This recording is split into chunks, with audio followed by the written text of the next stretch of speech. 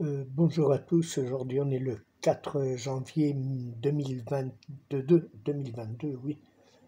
J'espère que vous allez tous bien et qu'on va recommencer à pouvoir partager un peu de la parole de Dieu. Je voulais vous souhaiter tout le meilleur pour cette année qui commence et surtout que vous puissiez avoir les dons que Dieu nous a donnés à chacun de nous. Je voudrais lire au début ce que Jean, l'apôtre Jean, a écrit dans le chapitre 8. Dans le verset 2, je commence au verset 2. Mais dès le matin, il alla de nouveau dans le temple, et tout le peuple vint à lui.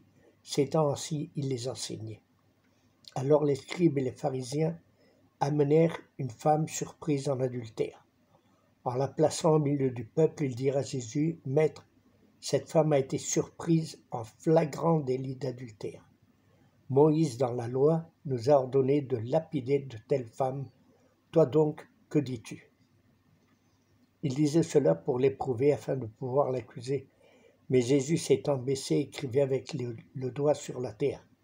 Comme il continuait à l'interroger, il se releva et leur dit, « Que celui de vous qui est sans péché jette le premier la pierre contre elle. » Et s'étant de nouveau baissé, il écrivait sur la terre. Quand ils entendirent cela, accusés par leur conscience, ils se retirèrent un à un depuis le plus âgé jusqu'au dernier. Et Jésus resta seul avec la femme qui était là au milieu. Alors s'étant relevé et ne voyant plus que la femme, Jésus lui dit, « Femme, où sont ceux qui t'accusaient? Personne ne t'a-t-il condamné ?» Elle répondit, « Non, Seigneur. » Et Jésus lui dit, « Je ne te condamne pas non plus.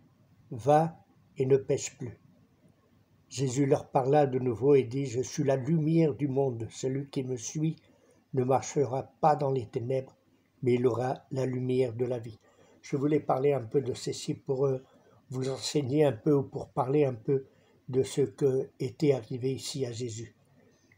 Jésus, dès le matin, il est là en train d'enseigner dans le temple et tous les scribes et les pharisiens arrivent avec une femme qui a été prise en délit flagrant d'adultère.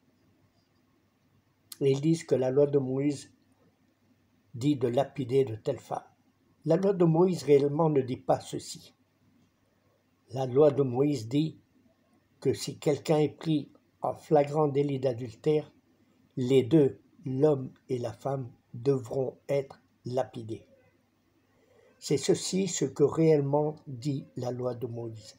Mais ici, les scribes et les pharisiens ont pris juste la femme et l'ont mis devant Jésus pour essayer de l'accuser, voir qu'est-ce qu'il allait dire, s'il allait parler contre la loi de Moïse ou il allait réellement exécuter la loi de Moïse. Jésus, qui connaît tout le monde, se baisse en leur disant, « Celui qui est sans péché, soit le premier à jeter la pierre contre elle. » Et nous voyons que tous se sentent accusés par leur conscience et tous partent et laissent la femme seule au milieu, là où on l'avait presque jetée. Je voudrais dire que d'abord, quand on commet un adultère, on le fait en cachette. On ne le fait pas en pleine lumière du monde. On ne le fait pas en plein jour. Et si on le fait en plein jour, c'est pour être caché, soit dans un hôtel, ou soit dans une chambre, ou soit chez quelqu'un, un ami, soit même dans notre propre maison, mais sans que personne ne sache ce qu'on est en train de faire. Ce qui surprend ici, c'est qu'elle a été prise en flagrant délit. C'est comme s'ils étaient en train de l'épier.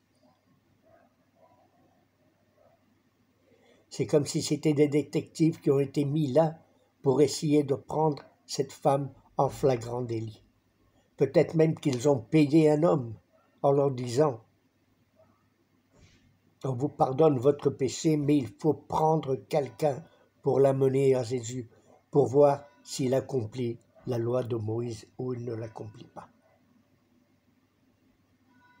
Je ne sais pas réellement comment ça s'est passé, mais il y a beaucoup de doutes de comment ils ont surpris cette femme dans le flagrant délit d'adultère.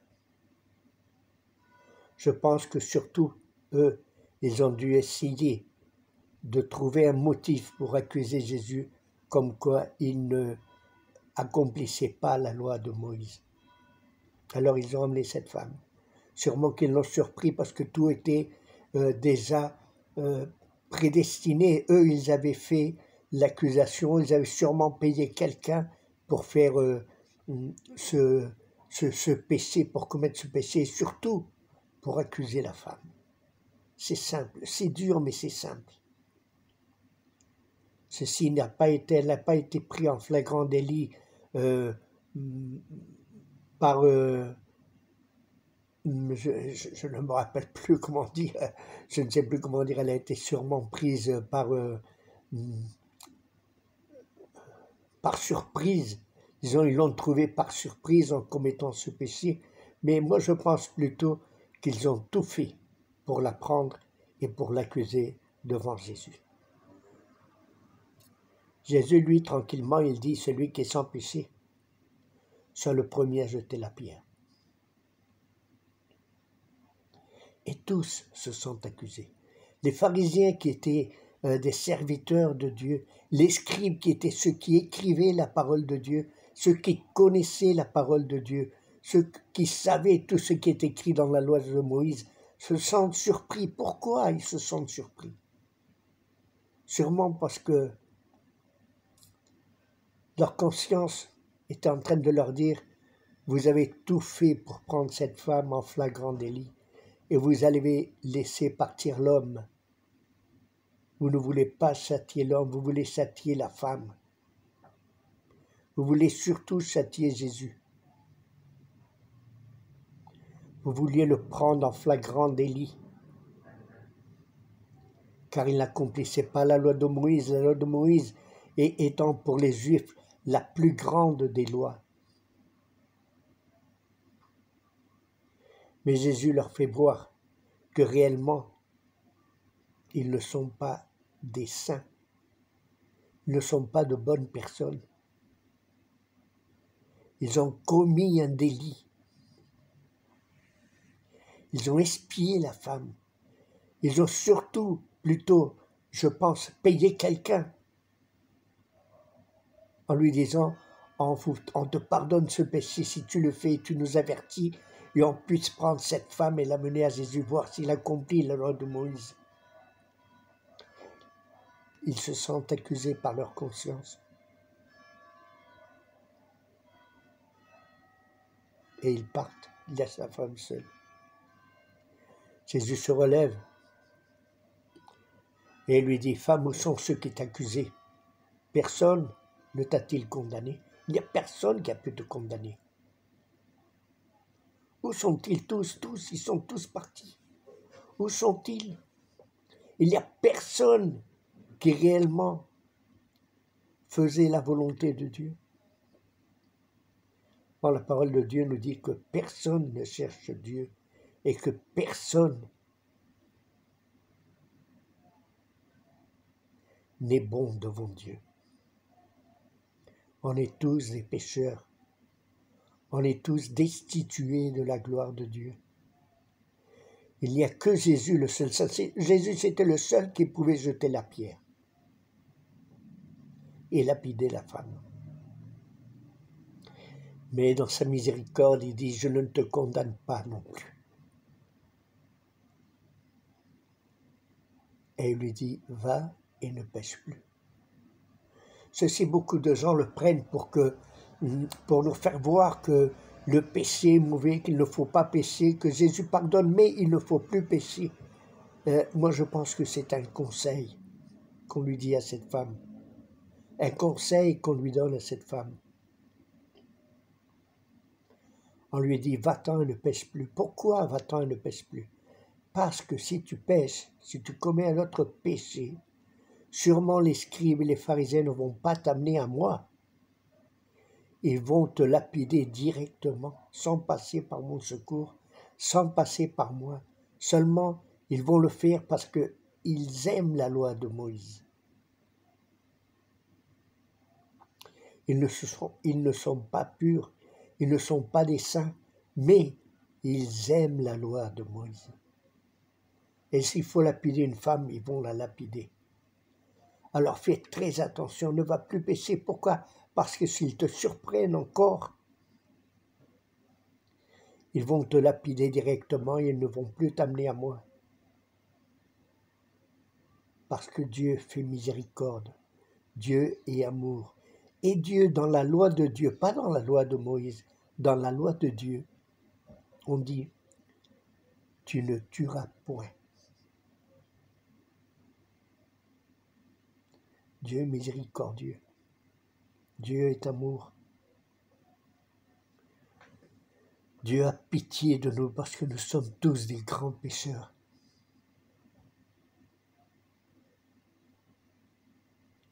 Et le conseil, c'est ceci.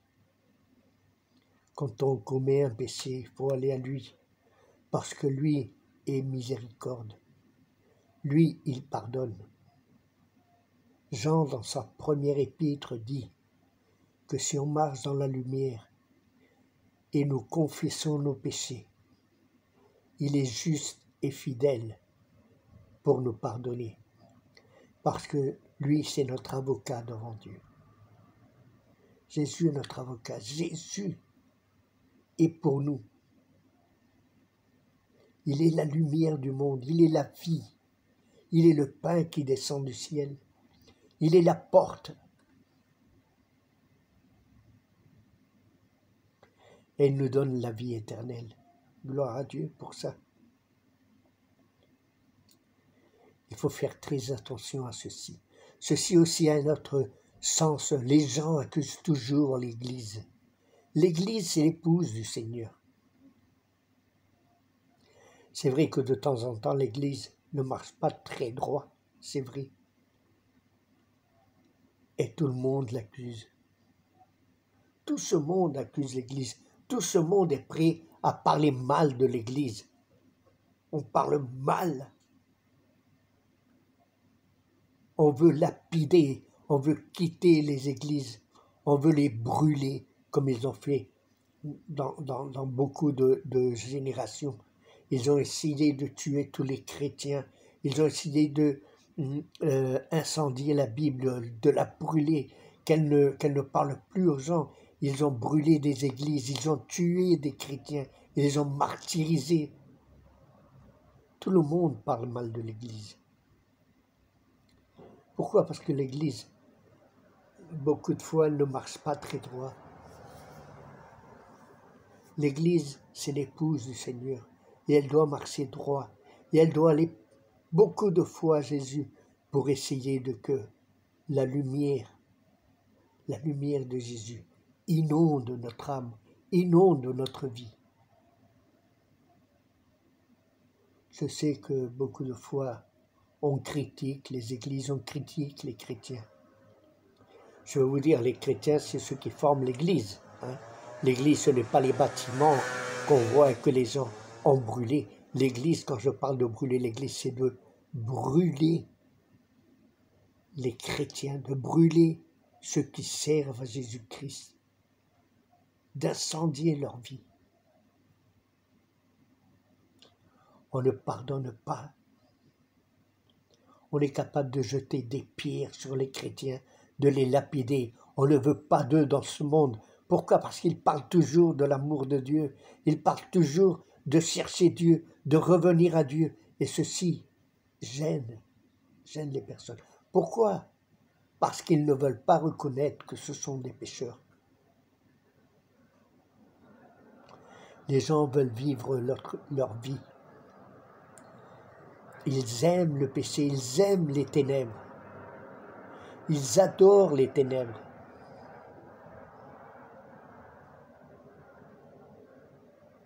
Et ce qu'ils n'aiment pas, c'est que l'Église soit dans la lumière.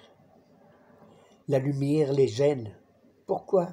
Parce que la lumière leur montre les péchés. La lumière, c'est Dieu. La lumière, c'est Jésus-Christ. Nous, on est seulement des petites étincelles. Mais on est là comme des ambassadeurs pour parler au monde, pour leur faire voir qu'ils ne sont pas en train de marcher tout droit.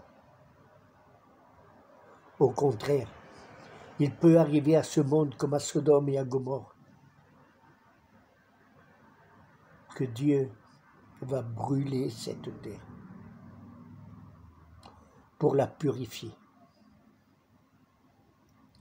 Jésus revient et il va revenir comme roi des rois et seigneur des seigneurs. Et la parole de Dieu dit que tout le monde va doubler ses genoux, c'est-à-dire on va s'agenouiller devant lui et le monde entier va confesser que Jésus est le Seigneur. En ce temps-là, les chrétiens ne seront avec lui. Mais le monde, en voyant la gloire de Dieu revenir, il y a beaucoup de morts qui vont ressusciter quand il va revenir. Même ceux qui l'ont transpercé avec la lance, ils vont le revoir venir comme roi des rois et seigneur des seigneurs. Le peuple d'Israël va s'agenouiller, l'islam va s'agenouiller, les bouddhistes vont s'agenouiller, et tout ce monde va confesser avec leur langue que Jésus est le Seigneur, l'unique Seigneur, le Dieu tout-puissant.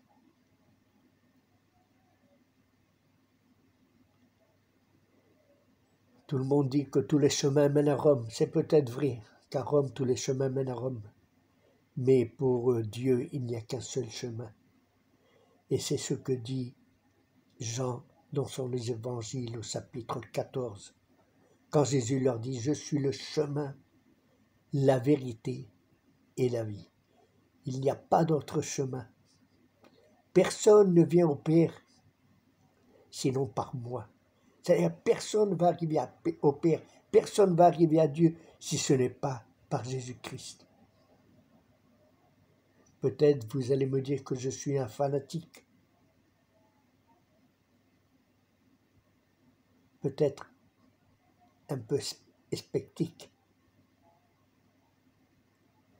Et sceptique, c'est-à-dire, je ne sais pas si cette parole existe. Je la connais en espagnol, mais je ne la connais pas beaucoup en français. J'espère qu'elle existe. C'est-à-dire que les gens vont me dire, toutes les religions mènent à Dieu. Non, mon ami, toutes les religions ne mènent pas à Dieu. Même pas la religion juive, même pas elle. Le seul qui mène à Dieu, c'est Jésus-Christ. Les Juifs, oui, ils ont eu la parole de Dieu, ils ont eu la circoncision, ils ont vu naître le Messie, mais ils ne l'ont pas accepté. Aujourd'hui, ils sont comme une autre nation, quelconque. Sauf ceux qui cherchent véritablement Dieu, qui vont au temple de Jérusalem et prient pour que le Seigneur puisse faire reconstruire le temple de Salomon. Et voilà, c'est Jésus le seul qui nous pardonne. C'est Jésus le seul qui nous rend saints. La parole de Dieu dit que on est sanctifié par le sang qu'il a versé sur la croix du Calvaire. On est sanctifié, on est sauvé.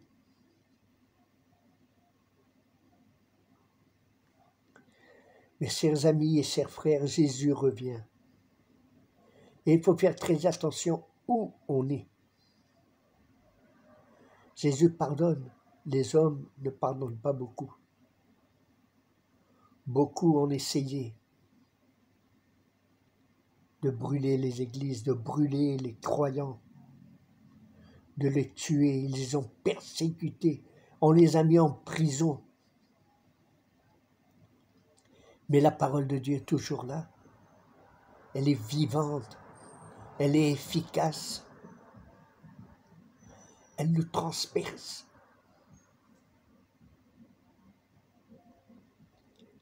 Et elle ne tue pas, elle nous donne la vie. C'est incroyable, une épée qui vous transperce, qui a deux lames coupantes. Et elle ne nous tue pas, elle nous donne la vie éternelle, La parole de Dieu est là. L'Église est là aussi pour montrer au monde qu'il marche dans les ténèbres et que la seule manière d'arriver à Dieu, c'est de passer par Jésus-Christ. Il n'y a pas d'autre chemin. Croyez-moi, il n'y a pas d'autre chemin. C'est le seul qui a parlé de Dieu. C'est le seul qui a pardonné les péchés. C'est le seul qui a guéri beaucoup de gens. C'est le seul qui a chassé des démons. Et c'est l'unique qui a ressuscité des morts. De tous ceux qui ont parlé de Dieu et qui ont voulu nous montrer le chemin de Dieu, tous sont morts et sont restés là. Jésus non, Jésus est ressuscité, le seul.